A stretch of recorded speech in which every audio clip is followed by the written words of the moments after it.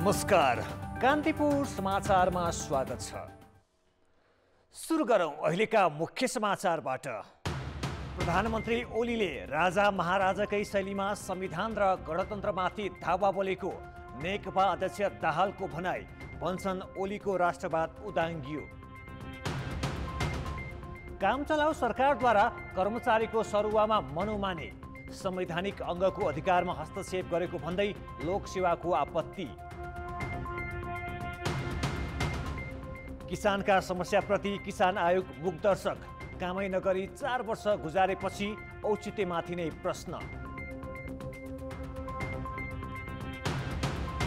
अमेरिकामा नवनिर्वाचित राष्ट्रपति जो बाइडेनले भोलिदेखि कार्यभार सम्हाल्ने, ट्रम्पले जाँदा जाँदै गरेका विवादित निर्णय पनि खारेज गर्ने तयारी। र प्रधानमन्त्री कप क्रिकेटमा कर्णाली प्रदेशको पहिलो जित, गण्डकी 5 विकेटले पराजित, लुम्बिनीले प्रदेश 2 लाई 77 रनले हरायो।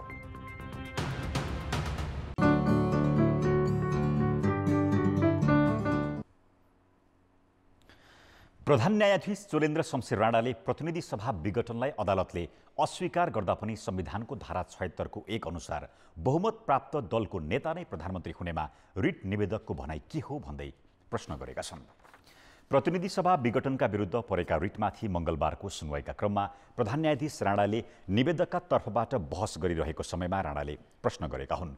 प्रतिनिधि सभामा सबैभन्दा ठूलो दल नेकपामा फुट विभाजन नभएको तथा संसदीय दलको नेता विरुद्ध अविश्वासको प्रस्ताव पनि नआएको र 138 भन्दा बढी सांसद रहेको अवस्थामा प्रतिनिधि सभा विघटन भएकाले अब पुनर्स्थापना गर्दा अर्को सरकारको विकल्प के भन्ने प्रश्न राणाको थियो।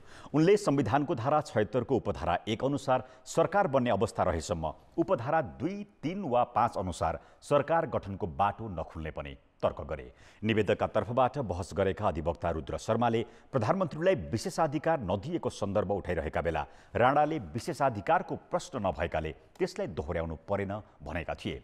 अधिवक्ता शर्माले संसदबाट कसैले बहुमत प्राप्त गर्न नसकेमा वा नियुक्त प्रधानमन्त्रीले विश्वासको मत प्राप्त गर्न नसकेको र संसद चलेको अवस्थामा मात्रै संसद विघटनको अवस्था हुन सक्ने तर्क गरेका थिए। अर्का अधिवक्ता हर्कबहादुर रावलले प्रतिनिधि सभाले सहयोग गरेको अवस्थामा प्रधानमन्त्रीले विघटन गर्नुका आधार नभएको जिकिर गरेका थिए। वरिष्ठ अधिवक्ता चन्द्रकान्त ग्यावालीले प्रतिनिधि सभा विघटन संवैधानिक वा राजनीतिक विषय हो भन्ने बारेमा प्रश्नसँग बुझ्न संविधानको दृष्टिकोणबाट हेर्नुपर्ने तर्क राखेका छन्। अधिवक्ता शिवकुमार यादवले 5 वर्षका लागि निर्वाचन भएकाले 3.5 वर्षमै निर्वाचनमा जान मिल्दैन भनेका छन्। विघटन विरुद्धको मुद्दाको बहस भोलि पनि हुनेछ। नेकपाका अध्यक्ष पुष्पकमल दाहालले प्रतिनिधि सभा विघटन गरेर प्रधानमन्त्री केपी शर्मा ओलीले संविधान र गणतन्त्र माथि नै धावा बोलेको आरोप लगाएका छन्। नेकपाको दाहालखेमा निकट प्रेस संगठनको राष्ट्रिय भेलालाई सम्बोधन गर्दै अध्यक्ष दाहालले राजा महाराजाकै शैलीबाट ओलीले लोकतन्त्रका उपलब्धिहरूलाई नै सङ्कटमा पुर्याएको आरोप लगाएका छन्। प्रधानमन्त्री ओलीको खोक्रो राष्ट्रवाद उदाङ्गिएको र उनी जालझेल र ठगी धन्दामा लागेको दाहालको आरोप छ। अधिकांश समय ओली विरुद्ध खनिएका दाहालले प्रतिनिधि सभा विघटनपछि अब प्रधानमन्त्रीको हातमा केही नरहेको चिज अन्त्य पुगेको बताए। तर चिज के हो र कहाँ पुग्यो भन्ने बारे उनले केही खुलाए। मैले राम्रोसँग के अब केपीको हातमा केही छैन। प्रश्न बुन्नुवाला केपीको हातमा अब केही पनि छैन। जुन दिन उहाँले संसद भङ्ग गर्ने सिफारिस गर्नुभयो त्यो दिनदेखि केपीको हात सिद्धियो। अब अन्तै छ चिजहरू, अन्तै छ चिजहरू। अन्तत फेरि फैसला गर्ने चाहिँ मैले अदालतलाई, निर्वाचन आयोगलाई केही भनेको पनि छैन। सही नै फैसला हुन्छ मैले भरोसा गरेको छु। तर यो परिवर्तन कुनै वैधानिक संस्था मार्फत आएको परिवर्तन थिएन। संविधान सभा, सङ्घीय लोकतान्त्रिक गणतन्त्र यो जनताको आन्दोलनबाट, विद्रोहबाट आएको परिवर्तन हो। यसको रक्षा गर्नको लागि हामी जनतामा नै जान्छौँ। अर्का अध्यक्ष माधव कुमार नेपालले प्रधानमन्त्री ओली प्रतिगमनको प्रतीक बनेको आरोप लगाएका छन्। उनले कतै नखुलेका पार्टी उपाध्यक्ष वामदेव गौतमलाई ओलीको भ्रममा नफस्न भन्दै विगतको अनुभव हेरेर सही या गलत एउटा किताबमा प्रश्न हुन सुझाव समेत दिएका छन्। जो मान्छे गणतन्त्रको विरोधी मान्छे, उसले गणतन्त्रलाई प्रति कुनै अपनत्व बोध हुन्छ, संघीयतालाई पनि मन नपराउने मान्छे, त्यस हुनाले कुनै भ्रममा नरहनुहोस्। केपी ओली प्रतिगमनका प्रत्येक हुन्, अग्रगमनका होइनन्। उनी सबैतिर उनको एकलवाद, व्यक्तिवाद, अहङ्कार, दम्भ and the estate and the party. उनी पार्टीभन्दा आफूलाई माथि ठान्छन्, उनी सारा संविधानभन्दा आफूलाई माथि ठान्छन् र सबै हिसाबले असंवैधानिक कदम, गलत कदम उठाउने गरेका छन्। त्यसका विरुद्धमा सिङ्गो देश आन्दोलित छ। दाहाल र नेपाल दुवैले प्रधानमन्त्रीको कदम संविधान र लोकतन्त्र विपरीत भएको भन्दै खबरदारी गर्न पत्रकारहरूलाई आग्रह गरेका छन्। आमन्त्रित पत्रकार नारायण वाग्लेले भने प्रतिगमनको नाममा हुने पद र शक्तिका लागि हुने आन्दोलनमा जनता नआउने भन्दै प्रतिबद्धता सहितको बडापत्र पेश गरेर मात्रै सडकमा आउन नेताहरूलाई सुझाव दिएका छन्। मध्यावधि चुनाव घोषणापछि काम चलाउ बनेको सरकारले कानुनी व्यवस्था विपरीत संवैधानिक निकायका कर्मचारीको जथाभावी सरुवा गर्न थालेको छ। संवैधानिक निकायको सहमतिमा मात्र त्यहाँ कार्यरत कर्मचारी सरुवा गर्न पाइने कानुनी व्यवस्थालाई लत्याएर सरकारले आफ्नो स्वार्थ अनुकूल निर्णय गरेपछि लोकसेवा आयोगले असन्तुष्टि जनाएको मात्र होइन, विरोध नै गरेको छ। सरकारले हालै लोकसेवा आयोगमा कार्यरत सहसचिव धर्मराज कुइकेललाई गृह मन्त्रालयमा सरुवा गर्यो। सहसचिव कुइकेलको सरुवा गर्दा सरकारले आयोगलाई भने जानकारी नै गराएन। कार्यालयको महत्त्वपूर्ण काममा खटाइएका कर्मचारीलाई एकाएक सरुवा गरिएपछि आयोगले सरकारी कदमको तीव्र विरोध गरेको छ। लोकसेवा आयोग ऐन 2066 को दफा 6 अनुसार आयोगमा कार्यरत कर्मचारीलाई सरकारले सरुवा गर्दा अनिवार्य रूपमा आयोगको सहमति लिनुपर्छ। सरकारले कानुन विपरीत सरुवा गरेको कुइकेललाई मात्र होइन, यसअघि आयोगलाई जानकारी नदिई प्रशासन महाशाखामा कार्यरत सहसचिव खगेन्द्र सुवेदीलाई सरुवा गरिएको थियो। यसरी जथाभावी सरुवालाई आयोगले संवैधानिक अङ्गमाथिकै हस्तक्षेपका रूपमा लिएको छ।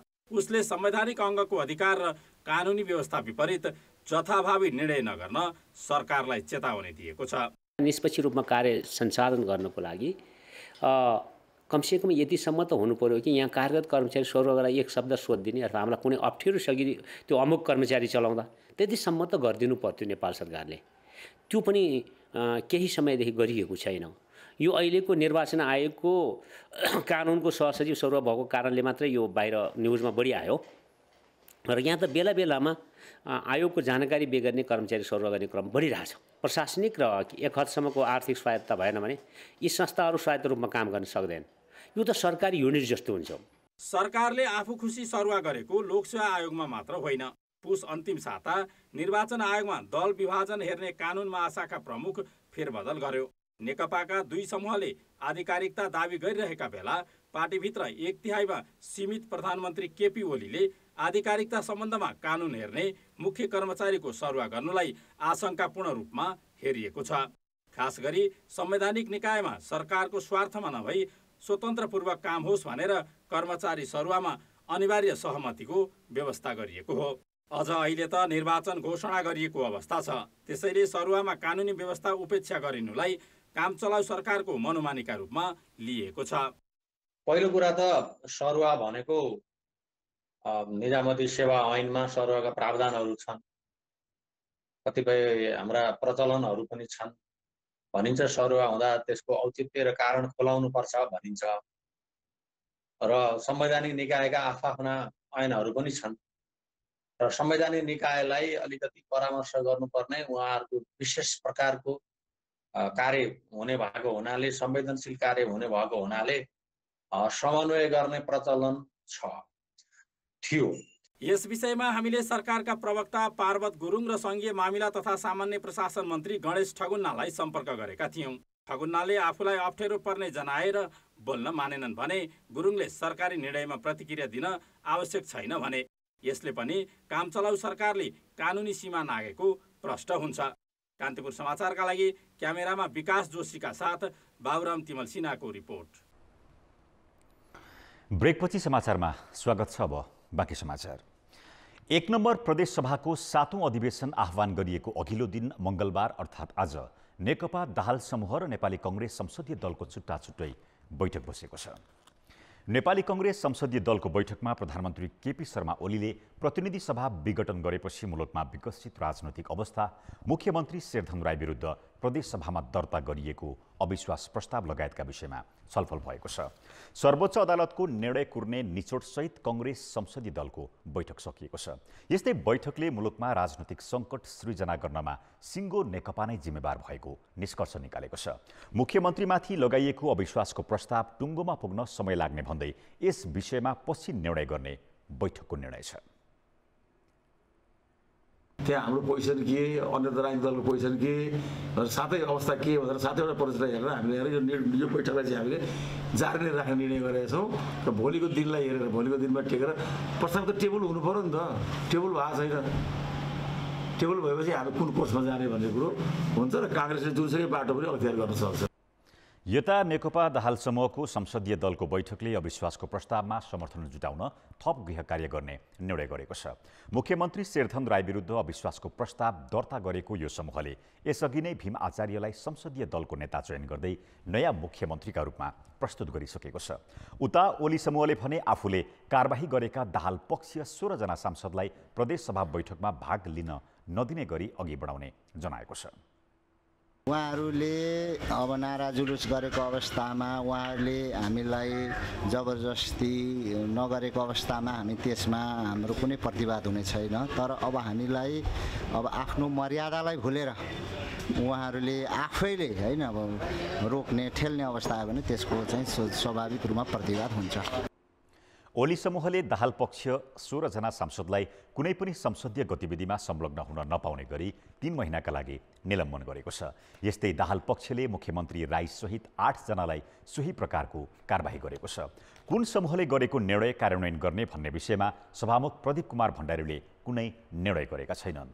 सभामुख भण्डारीले कार्यव्यवस्था समितिको बैठक बुधबार बिहान 11 बजे बोलाएका छन्। नेकपाको दाहाल समूहले कार्यव्यवस्था समितिका 2 जना सदस्यलाई फिर्ता बोलाएर नयाँ सदस्य पठाएको छ। कुन सदस्यले कार्यव्यवस्था समितिको बैठकमा भाग लिन्छन् भन्ने प्रश्नमा प्रदेशसभाका सचिव गोपाल प्रसाद पराजुलीले संसदीय प्रक्रियाबाट आएका सदस्यले बैठकमा भाग लिने बताएका छन्। बागमती प्रदेशका मुख्यमन्त्री डोरमणी पौड्याल विरुद्ध परेको अविश्वासको प्रस्ताव प्रदेश सभामा टेबल गर्नेबारे निर्णय गर्न कार्यविधि मस्यौदा समिति गठन भएको छ। मंगलबार सभामुख सानुकुमार श्रेष्ठको अध्यक्षतामा बसेको कार्यव्यवस्था परामर्श समितिको बैठकले प्रस्ताव बारेको मत विभाजनका लागि कार्यविधि बनाउन अविश्वासको प्रस्ताव कार्यविधि मस्यौदा समिति गठन गर्ने निर्णय गरेको हो। बैठकले नेकपाका मुख्य सचेतक केशव पाण्डे, सचेतक बुद्धिमान माझी, नेपाली कांग्रेस संसदीय दलका सचेतक छिरिङ दोर्जे लामा, सांसद राजेन्द्र पाण्डे, गणेश दुलाल, रीता माझी, रीना गुरुङ, शोभा साकिया र प्रदेशसभाका सचिव कृष्णहरि खड्का रहेको समिति गठन गरेको हो। आज बसेको परामर्श समितिको बैठकले बुधबारको प्रदेशसभा बैठकमा सभामुखले प्रदेश प्रमुखको कार्यालयबाट प्राप्त अधिवेशन आह्वान सम्बन्धी पत्र पढेर सुनाउने, विधेयक प्रमाणीकरणको पत्र पढेर सुनाउने, प्रदेश प्रमुखले कार्यभार तोकेको पत्र पढेर सुनाउने, 7औं अधिवेशनको अवसरमा प्रत्येक दलका नेताले शुभकामना दिने र दस्तखत सहितको मत विभाजन सम्बन्धी कार्यविधि स्वीकृत गर्ने कार्यसूचीमा सहमति भएको परामर्श समिति सदस्यले जनाएका छन्। बेलायतमा देखिएको नयाँ प्रकारको कोरोना अहिलेको भाइरसभन्दा तीव्र रूपमा सर्ने पुष्टि भइसकेको छ। 70% भन्दा द्रुत गतिमा सर्ने यो भाइरस नेपालमा पनि देखिसकेको छ। तर भाइरस पत्ता लगाउने मेसिन र दक्ष जनशक्ति नहुँदा परीक्षणको लागि समेत नमुना विदेश पठाउनु पर्ने बाध्यता रहेको छ। बेलायतबाट फर्किएका 3 जना नेपालीको नमुना परीक्षण गर्दा भाइरसको आनुवंशिक तत्त्वमा परिवर्तन देखियो। तर त्यो नयाँ प्रकारको कोरोना हो कि होइन भन्ने पत्ता लगाउन उनीहरूको नमुना सङ्कलन गरी हङकङ पठाउनु पर्यो। परीक्षण गर्दा 3 जनामा नयाँ प्रकारको भाइरस देखिएको सोमबार पुष्टि भयो। कोरोनाको नयाँ भाइरस थाहा पाउने प्रविधि र जनशक्ति नेपालमा नभएकाले बेलायतबाट फर्केकाहरूको नमुना हङकङ पठाउनु परेको हो। अब कोरोना पोजिटिभ भेटिसकेपछि उहाँहरूको अब जिनोमको जुन सिक्वेन्सिङ नगरिकन यो कुरो थाहा हुँदैन यो SARS-CoV-2 को नयाँ भेरिएन्ट हो कि अथवा अरू कुनै हो भनेर त्यो छुट्याउनको लागि अहिले हाम्रो नेपालमा चाहिँ राष्ट्रिय जनस्वास्थ्य प्रयोगशालामा चाहिँ जिनोम सिक्वेन्सिङ गर्ने मेसिन छैन र त्यसलाई चाहिने रसायन पनि छैन। नयाँ प्रकारको भाइरस हो कि होइन भनेर तथ्य पत्ता लगाउन भाइरसमा भएको आनुवंशिक तत्त्व हेर्ने गरिन्छ। तर अहिले भइरहेको PCR परीक्षण पद्धतिले भाइरसको परिवर्तित अवस्था देखाउँदैन। जिन सिक्वेन्सिङको क्षमता सरकारी संयन्त्रसँग नहुँदा नयाँ प्रकारको भाइरस पत्ता लगाउनै कठिन र महँगो हुने देखिएको छ। विज्ञहरूका अनुसार समुदायमा फैलिएको भाइरस नयाँ हो या पुरानै हो भनेर थाहा पाउनका लागि सबैको नमुना सङ्कलन गरी विदेश पठाएर सिक्वेन्सिङ गर्न सम्भव छैन। केन्द्रीय स्तरमा र प्रदेश स्तरमा सिक्वेन्सिङको पनि फेसिलिटी हुनुपर्ने, त्यो फेसिलिटी चाहिँ कम भएको र अब यो नयाँ भाइरस जसलाई चाहिँ डिटेक्सन गर्न अहिलेको पिसिआर रिएजेन्टहरूले काम नदिइरहेको अवस्थामा सातै प्रदेशमा सिक्वेन्सिङ फेसिलिटी इस्टाब्लिस गरी त्यो मेसिन ल्याई त्यसका ट्रेन मान्छेहरू माइक्रोबायोलोजिस्टहरू डिप्लोयमेन्ट गर्नु अति उपयुक्त देखिन्छ। जबकि अनुसन्धान प्रयोजनका लागि सिक्वेन्सिङ गर्ने मेसिनको मूल्य 1 देखि 1.5 करोड रुपियाँ मात्र पर्छ। सरकारले तदारुकता देखाउने हो भने जनशक्ति तयार गर्न पनि समय लाग्दैन। त्यसैले विश्वकै लागि थप टाउको दुखाइ बनेको कोरोनाको नयाँ प्रकार र त्यसको परीक्षण तथा रोकथामका लागि सरकारले जतिसक्दो चाँडो मुलुकभित्रै परीक्षण र पहिचान हुने व्यवस्थापन गर्नु आवश्यक छ। कान्तिपुर समाचारका लागि अञ्जना लामिछाने र कृपाल गौतम, काठमाडौँ। बेलायतबाट सुरु भई 50 भन्दा बढी मुलुकमा फैलिसकेको नयाँ प्रकारको कोरोना भाइरस नेपालमा पनि देखा परिसकेको छ। तीव्र गतिमा सर्ने यो भाइरसको जोखिम र यसबाट बस्न अपनाउनु पर्ने उपायबारे सहकर्मी कृपाल गौतमले संक्रामक रोग विशेषज्ञ डाक्टर अनुप वास्तोलासँग कुरा गरेका छन्। बेलायतबाट सुरु भएको नयाँ प्रकारको कोरोना भाइरस नेपालमा पनि देखिसकेको छ। यो कस्तो खालको भाइरस हो? बेलायतमा जुन किसिमको भाइरस प्रजाति म्युटेटेड भयो, त्यो प्रजातिले के गर्यो भन्दाखेरि त्यसको जुन स्पाइक प्रोटिन हुन्छ, भन्नाले हाम्रो कोशिकामा छिर्नेको लागि प्रयोग गर्ने उसको जुन स्पाइक प्रोटिन छ त्यसमा चेन्जेसहरू लिएर आयो, जसको फलस्वरूप चाहिँ यो धेरै सङ्क्रामक भयो। यसले सर्न सक्ने क्षमता, ट्रान्समिसन चाहिँ धेरै हुने भयो, इभन 70% भन्ने कुराहरू आएको छ। पहिलाको भाइरसभन्दा यसको सङ्क्रमण दर त्यो हामी युकेमा पनि देख्यौँ, एकैपल्ट प्रत्येक दिन 60-70 हजारको व्यक्तिहरू सङ्क्रमित भइरहेको अवस्था छ। विश्व स्वास्थ्य सङ्गठनले पनि यो नयाँ भाइरसको यो नयाँ प्रकारले बढी क्षति गर्न सक्ने चेतावनी दिइरहेको छ नि। बिल्कुल, अब यो सङ्क्रामक एकदमै धेरै भएकोले धेरै व्यक्तिहरू सङ्क्रमित हुने भयो र धेरै व्यक्तिहरू सङ्क्रमित हुँदाखेरि थोरै प्रोपोर्सनमा चिकित्सा हुन्थ्यो भने नि नम्बर वाइज चाहिँ बढ्न गयो। फलस्वरूप ती व्यक्तिहरूले उपचार नपाउने, स्वास्थ्य संस्थाहरू चाहिँ तपाईँको फेल हुन सक्ने सम्भावना भयो र मानिसहरूको मृत्यु ज्यादा हुन सक्ने सम्भावना भयो। युरोपतिर नयाँ भाइरसको कारण लकडाउनै गर्नु परेको छ। नेपालले चाहिँ बेलायतबाट हुने उडानमा प्रतिबन्ध गरेको छ अहिले तत्कालको लागि, तर अन्य मुलुकबाट नेपाल चाहिँ आइ नै रहेका छन् मानिसहरू। यो नयाँ प्रकारको भाइरसले हामीलाई कस्तो जोखिममा पारेको छ? यहाँ पब्लिक हेल्थका जुन इन्टरभेन्सनका पाटाहरू छन्, हामीले कन्ट्याक्ट ट्रेसिङका कुराहरू गर्छौँ, केस आइडेन्टिफिकेसनका कुरा गर्छौँ, आइसोलेसनको कुरा गर्छौँ। ती कुराहरूलाई चाहिँ हामीले प्राथमिकतामा राख्नुपर्ने जरुरी छ। जसरी सुरुवाती दिनमा कोरोना भाइरस केही राष्ट्रहरूमा देखिँदाखेरि हामीले थर्मल स्क्यान राख्ने, शङ्कास्पद सङ्क्रमितहरूलाई आइसोलेसन गरेर राख्ने, उनीहरूको जाँच पडताल गर्ने, 14 दिन अनिवार्य क्वारेन्टाइनको व्यवस्थापन गरेका थियौँ। त्यसरी नै यो भाइरसबाट पनि हामी नेपालका आम सर्वसाधारणलाई जोगाउनका लागि ती कुराहरूलाई नै हामीले स्ट्रेन्थनिङ गर्न जरुरी देख्छौँ। अहिले कस्तो पाउनु भएको छ त्यो पब्लिक हेल्थका ती पाटाहरू? अहिले पछिल्लो समयमा कन्ट्याक्ट ट्रेसिङका पाटाहरूमा हामी अलिकति चुक्दै गइरहेको अवस्था छ। हामीले स्वास्थ्य सम्बन्धी मापदण्डहरू अपनाउन छोडेका छौँ। आइसोलेसन केन्द्रहरूमा बिरामीहरू सङ्क्रमितहरू बस्न नमानेर होम आइसोलेसनमा बसेको अवस्था छ। कति त सङ्क्रमणकै स्थितिमा बाहिर घुमिरहेको कुराहरू पनि सुन्न आएको छ। नेपालमा यो भाइरस छ या छैन भनेर पत्ता लगाउने प्रविधि त छैन। यसको लागि हामीले नमुना विदेशै पठाउनु पर्ने हाम्रो बाध्यता छ। अब यो भाइरस 3 जनामा पुष्टि भइसकेको अहिलेको सन्दर्भमा अरूमा पनि यो भाइरस फैलिएको छ या छैन भनेर भन्न सकिने आधार के त?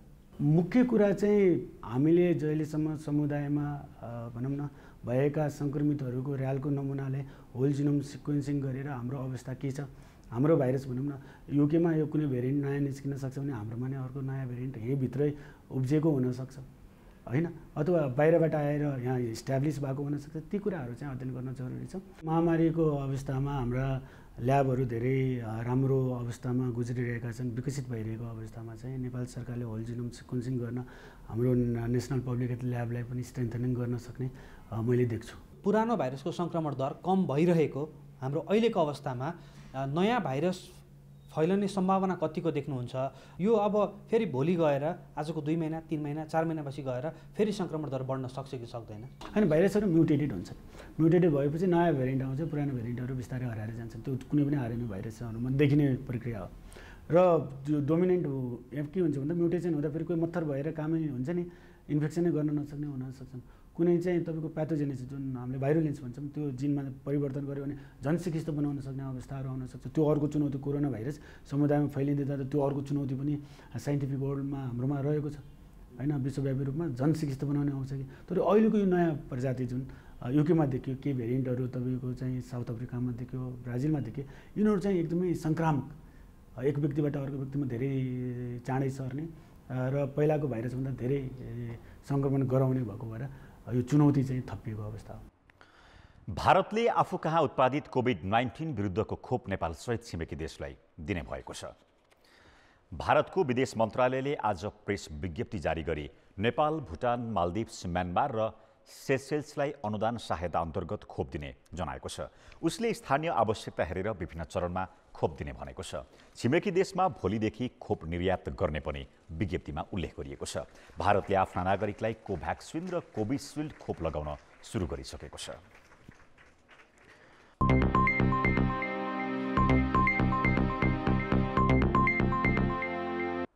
किसानका समस्या समाधानको लागि सरकारले किसान आयोग गठन गरेको 4 वर्ष पुरा भयो। तर आयोगले यो अवधिमा समस्या समाधानको त कुरै छाडौँ, पहिचान पनि गर्न सकेको छैन। पदाधिकारी तलब भत्ता खानामै सीमित भएकाले किसानले आयोग भएको प्रत्याभूति गर्न सकेका छैनन्। 2073 मा आयोग गठनका बखत उखु किसान आन्दोलनमा थिए। उद्योगीले उखु बेचेको रकम नदिएपछि किसानले सडकमा प्रदर्शन मात्र गरेनन्, जिल्ला प्रशासन कार्यालयमा धरना पनि दिए। बक्यौता नपाएपछि उखु किसानले त्यसपछिका वर्ष पनि निरन्तर आन्दोलन गरे। यसपालि बक्यौता भुक्तानीका लागि करिब 3 साता काठमाडौँको चिसो सडकमा बसे। सरकारका अरू निकायले त सुनेनन् नै। किसानका समस्या समाधानका लागि गठित आयोगले पनि चासो दिएन। आयोग किसानका समस्यामा मुखदर्शक भएको उखुको हकमा मात्र होइन, रासायनिक मलको अभावदेखि तरकारीमा बिचौलियाको मनोमानीमा पनि आयोग रमिते बन्यो। आयोगले 4 वर्षको अवधि समस्या समाधानका लागि पहल गर्ने भन्दा गोष्ठी र सेमिनारमै गुजारेको छ। सम्बन्धित निकायमा लिएर पहिचान गरेर समस्या समाधान गर्ने काम हो। यसको सन्दर्भमा हामीले जस्तै भूउपयोग ऐनको सभामा ठुलो इन्ट्याक्सन कार्यक्रम गऱ्यौँ। सातै प्रदेशका भूमि व्यवस्था कृषि तथा सहकारी मन्त्रीहरूले लिएर छलफल गरियो। सचिवहरू राख्यौँ त्यसमा, सङ्घीय स्तरका 7वटा मन्त्रालयको उपस्थिति त्यसमा, त्यो समाधान गऱ्यौँ। र अनि त्यसपछि भूउपयोग ऐनको कुरा त्यो भइहाल्यो। दोस्रो कुरा भनेको तपाईँको यो खाद्य सम्पूर्तताको चाहिँ ऐन त्यो भयो। 29वटा जति हाम्रा मसलाहरू हामीले चाहिँ सम्बन्धित निकायमा पेश गरेका छौँ। आयोगसँग यो आर्थिक वर्ष 3 करोड 56 लाख बजेट छ। उसले गत वर्ष 5 करोड 63 लाख बजेट पाएको थियो। तर बजेट किसानको समस्या समाधानमा खर्च भएको छैन। राजनीतिक दलको झोला बोकेकी योग्यताका आधारमा नियुक्ति पाएका 6 पदाधिकारीले 5 वर्षका अवधिमा पनि किसानका समस्या पहिचान गर्न सकेनन्। उनीहरू तलब भत्ता खानामै रमाएका छन्। आफ्ना समस्या समाधानमा पहल कदमी नलिएकाले किसानका लागि आयोग हुनु र नहुनुको फरक परेको छैन। यहाँबाट लिएर गएर कृषि मन्त्रालयमा बुझाएका प्रतिवेदनहरू अब मलाई लाग्छ त्यो एउटै 1% पनि कार्यान्वयन भएको छैन। त्यो कार्यान्वयन नगर्दा किन गरिनु भनेर प्रश्न गर्ने हैसियत मन्त्रालयसँगै प्रश्न गर्ने हैसियत आयोगसँग हुँदैन भने त्यो आयोगबाट हामीले धेरै अपेक्षा गर्न सक्दैनौँ। अहिलेसम्म भूमिकै नदेखिएको र पदाधिकारीको निष्क्रियताले आयोगको औचित्यमाथि नै प्रश्न उठाउन थालिएको छ। कान्तिपुर समाचारका लागि क्यामेरामा सञ्जय लुइटेलका साथ सुमन पन्थ, काठमाडौँ। ब्रेकपछि समाचारमा पुनः स्वागत छ। कोरोना भाइरस संक्रमणको जोखिमले पछिल्लो समय अनलाइन मार्फत किनमेल गर्ने क्रम बढेको छ। सामाजिक सञ्जालमा महँगा सामान सस्तोमा पाइने विज्ञापन देखेर पनि उपभोक्ता त्यसतर्फ आकर्षित भएका छन्। तर उपभोक्तालाई लोभ्याएर ठगी गर्ने अन्तर्राष्ट्रिय गिरोह नै सक्रिय भएको पाइएको छ। करिब 1 महिना अघि स्काई मोबाइल नामको फेसबुक पेजमा आइफोन 11 म्याक्स नेपालमा 75,000 रुपियाँमा उपलब्ध गराउने विज्ञापन आयो। बजारमा 1.5 लाखभन्दा बढी पर्ने आइफोन आधा मूल्यमा पाइने विज्ञापनबाट औषधिको कारोबार गर्ने शाहिद गुप्ता लोभिए। अमेरिकाबाट 2 दिनमा काठमाडौँ आइपुग्ने भनेपछि उनले 5,000 रुपियाँ तिरेर एउटा फारम भरे। त्यसको भोलिपल्ट यी सेवाबाट पेस्की स्वरूप 10,000 रुपियाँ पठाए। 2 दिनमा आइपुग्ने भनिएको सामान अमेरिकाबाट स्पेन हुँदै ग्रिस पुग्यो। उनीसँग अब बिमा बापत थप 40,000 रुपियाँ मागे। सामान कुन ठाउँमा आइपुग्यो भन्ने हेर्न मिल्ने भएकाले विश्वासमा परेर उनले 2 पटकमा त्यो 40,000 पनि बुझाए। अब आइफोन ग्रिसबाट लेबनान, इराक हुँदै पाकिस्तान आइपुग्यो। त्यसपछि पनि भन्सार तिरेपछि फिर्ता हुने भने थप 70,000 मागे। त्यसले गुप्तालाई झस्काएको थियो। उनले आइफोन भारतमा आएपछि रकम दिन्छु भने। त्यही बीचमा ललितपुर प्रहरीबाट गुप्तालाई फोन गयो, किनकि प्रहरी त्यही अनलाइनको नाममा ठगी गर्ने गिरोहको खोजीमा थियो। प्रहरी कार्यालयमा हुँदा पनि उनीसँग थप रकम बुझाउन गिरोहले ताकेता गरिरहेको देखिन्थ्यो। मोबाइलको आफ्नो रेटहरू लिस्टहरू पठाएको छ, डेलिभर गर्न 2 दिन मात्र लाग्छ भनेको थियो फर्स्टमा चाहिँ। अनि त्यसपछि उसको यो फर्म फिलअप गर्न लगायो, यसको 5,000 मागेको थियो फर्स्टमा। अनि त्यसपछि यो फर्म फिलअप गरेर पठाएँ मैले। अनि त्यसपछि उसले अनि यो 5,000 थियो, त्यसपछि 10,000 एडभान्स पेमेन्ट माग्यो। म कसरी विश्वास गरौँ मेरो सामान आउँछ भनेर भन्दाखेरि उसले मलाई त्यसपछि ट्र्याकिङ कोड दिएको। कहाँ पुगेर देखाउँथ्यो? फर्स्टमा युएसबाट स्पेन, स्पेनबाट ग्रिसमा होल्ड गरेको त्यो इन्सुरेन्स फीको लागि 4,000, त्यहाँनिर 370, त्यहाँबाट अनि त्यसपछि लेबनन भन्ने हो कि कहाँनिर आएर अनि त्यसपछि अनि पाकिस्तानमा कस्टमको पेमेन्ट गर्नुपर्छ भनेर रोकिदिएको थियो। अनि म त्यहाँनिर कस्टम तिर्दिनँ, तपाईँ सक्नुहुन्छ भने इन्डिया पठाउनुहोस्, अनि मात्र यति म विश्वास गर्छु भने पैसा हाल्छु, नत्र हाल्दिनँ भनेर इन्डियामा ल्याइसकेपछि दाइलाई सोध्न लगाएर इन्डियामा कुनै पनि ठाउँमा कस्टममा थिएन सामान, प्लस यहाँनिर अनि यहाँको कस्टममा गएर हेराउँदाखेरि होइन यो फ्रड हो भनेपछि अनि स्टप नै गर्दै। त्यही पनि त्यो मान्छेले मलाई मेसेज गरिराख्यो, यहाँनिर त उहाँ सरसँग गफ भइरहेको थियो। अनि उहाँले अनि मेसेज गर्नु थियो के भन्छ इन्फर्मेसन मात्र निकाल्न भन्नुभएको थियो। अनि त्यसपछि स्टप छ, त्यही पनि अहिले पनि मेसेज गरिरहेको छ टाइम। अनि मैले मेरो पैसा रिटर्न गर भन्दाखेरि 10,000 फर्मको पैसा भर्नुहोस् अनि पैसा रिटर्न गर्छु भन्नु भन्छ। गिरोहले यसै गरी अरूसँग पनि रकम असुलेको पाइएको छ। महँगो सामान सस्तोमा पाइने भन्दै ठगी गर्ने समूहको सञ्जाल अमेरिकासम्म रहेको खुलेको छ। नेपालमा एजेन्टका रूपमा काम गरेको आरोपमा अजय भने प्रमोद शाह र मेवालाल शाह पक्राउ परेका छन्। यो समूहले नेपालमा 1 करोड रुपियाँभन्दा बढी ठगी गरिसकेको पाइएको प्रहरी अनुसन्धानबाट खुलेको छ। तर यो समूहले अहिलेसम्म कसैलाई पनि सामान भने उपलब्ध गराएको छैन। यही समूहले अर्कै व्यक्तिको नागरिकता पेश गरेर खाता खोली कारोबार गरेको खुलेको छ। पैसा जम्मा हुने बित्तिकै सर्टेन एमाउन्ट जम्मा भयो, त्यो ब्याङ्कहरू फेरि खाता बन्द भएको अवस्थाहरू छ भन्दाखेरि त्यो यसले चाहिँ कुनै पनि पीडितले चाहेर पनि त्यो व्यक्तिहरू कुन व्यक्तिबाट म कसरी ठगिएको छ भन्ने कुराहरू उसले पत्ता लगाउनु, नेपालमा चाहिँ कुनै पनि हालतमा नेपालमा यो व्यक्तिले ठगिरहेछ भन्ने कुरा पत्ता लगाउन सक्ने अवस्था नै छैन। पीडित आफैले चाहिँ त्योसम्म पुग्न सक्ने उनी देखिँदैन। कुनै पनि ब्रान्डेड कम्पनीहरूलाई अफर आउँदाखेरि कम्पनीले आफैले गरेको हो कि अथवा त्यो कम्पनीको वेबसाइट चेक गर्नु जरुरी छ, त्यो कम्पनीको अथेन्टिक फेसबुक साइट हो कि होइन त्यो पनि गर्न जरुरी छ। महँगो पर्ने सामान सस्तोमा पाइने भन्दै सामाजिक सञ्जालमा गरिएका विज्ञापन सही हो कि होइन भन्ने ख्याल नगर्दा यसरी नै ठगी गर्ने गिरोह सक्रिय भएको देखिएका छन्। ठगहरूको जालो नतोड्ने हो भने अनलाइनका नाममा यस्ता व्यवसाय गर्नेहरूबाट अरू थुप्रै पीडितहरू बढ्न सक्छन्। कान्तिपुर समाचारका लागि क्यामेरामा प्रवीण गेवाली र विकास जोशीका साथमा रमेश धामला, काठमाडौँ।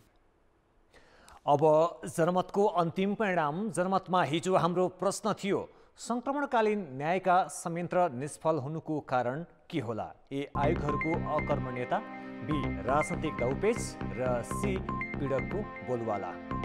जनमतको नतिजा यस्तो छ, ए आयोगहरूको अकर्मण्यतामा 22%, बी राजनैतिक दाउपेचमा 62% र सी पीडकको बोलवालामा 16% मत प्राप्त भएको छ। अब जनमतमा आजको प्रश्न। जनमतमा आज हाम्रो प्रश्न छ, काम चलाउ सरकारले कर्मचारीको मनोमानी सरुवा गर्नुलाई के भन्नुहुन्छ? ए अत्यावश्यक भएर, बी कानुनको भास र सी सत्ताको अहम। जनमतको अन्तिम परिणाम भोलि साँझ 8 बजेको कान्तिपुर समाचारमा प्रसारण गर्नेछौँ। कृपया NEWS news space A, B वा C टाइप गरी 34001 मा SMS गरी आफ्नो मत व्यक्त गर्नुहोला। अब जनताको आवाज। हामीले प्युठानमा सोधेका छौँ, दलका नेता र कार्यकर्ताले किन जनहितमा काम नगरेका होलान्? जनताको आवाज। अरू चाहिँ व्यक्ति प्रधान भएर चल्नु भएको छ, म नै सर्वेसर्वा हो भन्ने प्रवृत्ति नेताहरूमा देखिएको छ। नाति छोरा दाइ भाइ सबैलाई बनाउने प्रोसेसमा गयो कि बोका जनता गरिब जनता जहाँसुकै जाउँ उनलाई स्वाद भएन र आफूले कुर्सीमा जाने हाली मुहली गर्ने उनीहरूको त्यति नै भएकोले यो देशको स्थिति अहिले यस्तो डामाडोल भएको हो। कानुनभन्दा पनि हामी माथिल्लो लेभलमा छौँ भनेर आफूलाई नै सर्वश्रेष्ठ ठानिराख्नु भएको छ। लोभीपन देशको लागि र अब जनताको लागि नगरेर आफ्नो स्वार्थको लागि गर्ने र धन कमाउने बस्ने। विकास प्रगति र उन्नतिको विषयमा जबसम्म नेताहरूले सोच्न सक्दैनन्, व्यक्तिगत स्वार्थहरूलाई नै अग्रसर गराएर हिँड्छन्, तबसम्म देशको विकास उन्नति प्रगति र सुशासनको अपेक्षा गर्नु नै धिक्कार हुन्छ जस्तो मलाई लाग्छ।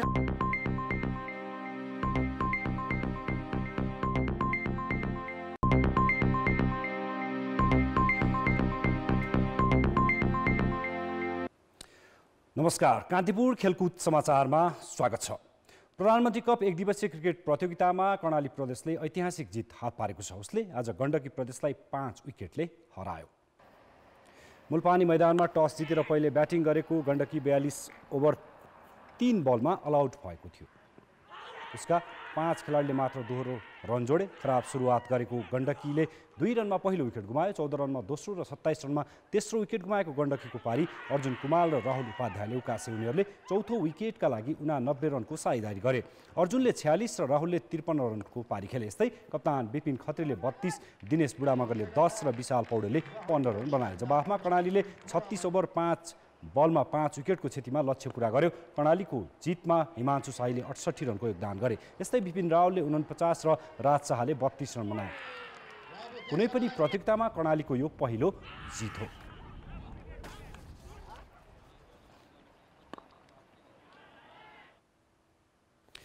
प्रधानमन्त्री कपकै अर्को खेलमा लुम्बिनी प्रदेशले प्रदेश 2 लाई 77 रनले हराएको छ। कीर्तिपुर स्थित त्रिवी मैदानमा आज टस जितेर पहिले ब्याटिङ गरेको लुम्बिनीले 50 ओभरमा 9 विकेटको क्षतिमा 257 रन बनाएको थियो। सन्दीप रिजालीले सर्वाधिक 83 रनको योगदान गरे। सौरभ खनालले 56, विक्रम भुषालले 36, सन्दीप सुनारले 11 र कृष्ण कार्कीले 10 रन बनाए। राम्रो सुरुवात नगरेको लुम्बिनीले 42 रन बनाउँदा 3 विकेट गुमाएको थियो। चौथो विकेटका लागि सौरभ र सन्दीप रिजालीले 95 रनको साझेदारी गरेका थिए। उनीहरू बाहिरिएपछि भने दरिलो साझेदारी हुन सकेन। हरिशङ्कर शाहले 3 तथा दिवान्शु मल्लिकले 2 विकेट लिए। 258 रनको लक्ष्य पछ्याएको प्रदेश 2 ले 43 ओभर 2 बलमा सबै विकेट गुमायो।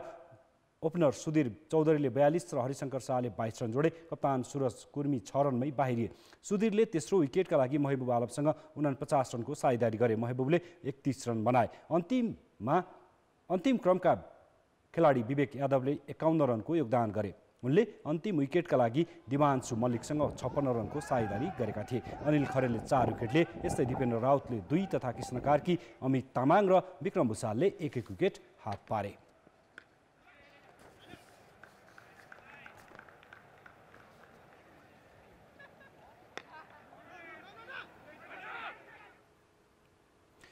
राष्ट्रिय खेलकुद प्रतियोगितामा कर्णाली र अरू प्रदेशबीच तुलना हुँदैन। कर्णाली उसै पनि विकट मानिन्छ। खेल पूर्वाधारको झनै बिजोग छ। त्यहाँका खेलाडी घाँसे मैदान होइन, ढुङ्गा सहितको मैदानमा अभ्यास गरेर प्रधानमन्त्री कप एक दिवसीय प्रतियोगिताको प्रतिस्पर्धामा उत्रिएका हुन्। त्यसैले त गण्डकी प्रदेश विरुद्ध प्राप्त 5 विकेटको जितपछि त्यहाँका खेलाडीको मुहार थप उज्यालिएको छ।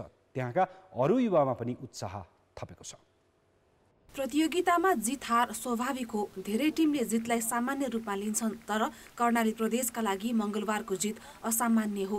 किनभने सबै खाले क्रिकेट प्रतियोगितामा कर्णाली प्रदेशले हात पारेको यो नै पहिलो जित हो। जित खेलाडीको सम्हालिएको प्रदर्शनबाट सम्भव भएको हो। गण्डकीले दिएको 205 रनको लक्ष्य पछ्याएको कर्णाली कुनै पनि समय दबावमा आएन। क्रिकेट खेल्न योग्य मैदान नभएको कर्णालीका खेलाडीले राष्ट्रिय स्तरको प्रतियोगितामा निर्धक्कसँग प्रतिस्पर्धा गरे। गण्डकीले दिएको लक्ष्य कर्णालीले 36.5 ओभरमै पूरा गर्यो। मिलन लुइटेलको बलमा हिमांशु शाहीले विजयी रन प्रहार गरे। ऐतिहासिक जितमा खेलाडीको खुसी प्रष्टैसँग देखियो।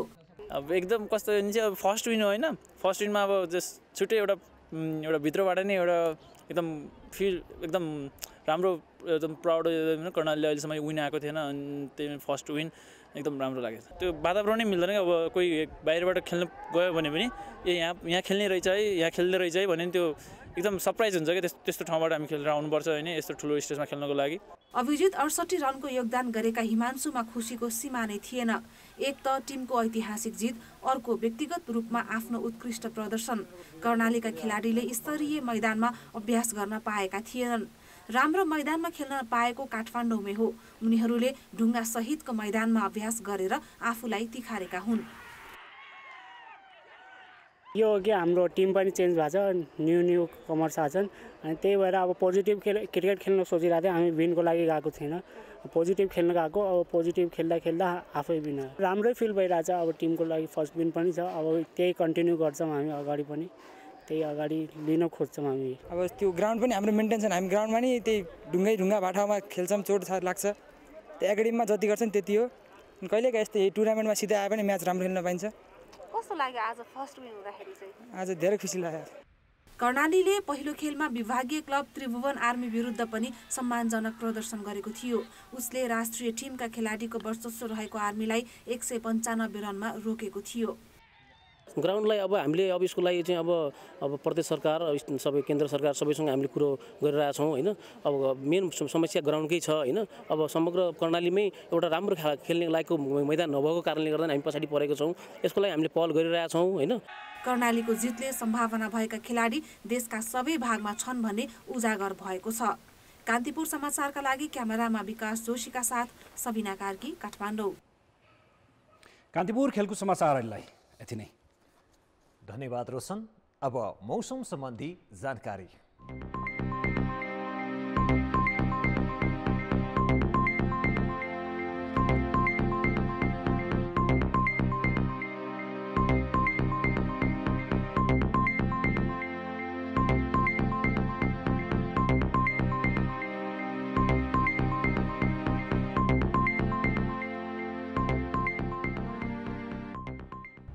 कान्तिपुर समाचार अहिलेलाई सकियो। यसपछि कार्यक्रम सरोकार हेर्न सक्नुहुनेछ। कान्तिपुर टेलिभिजन हेर्दै गर्नुहोला।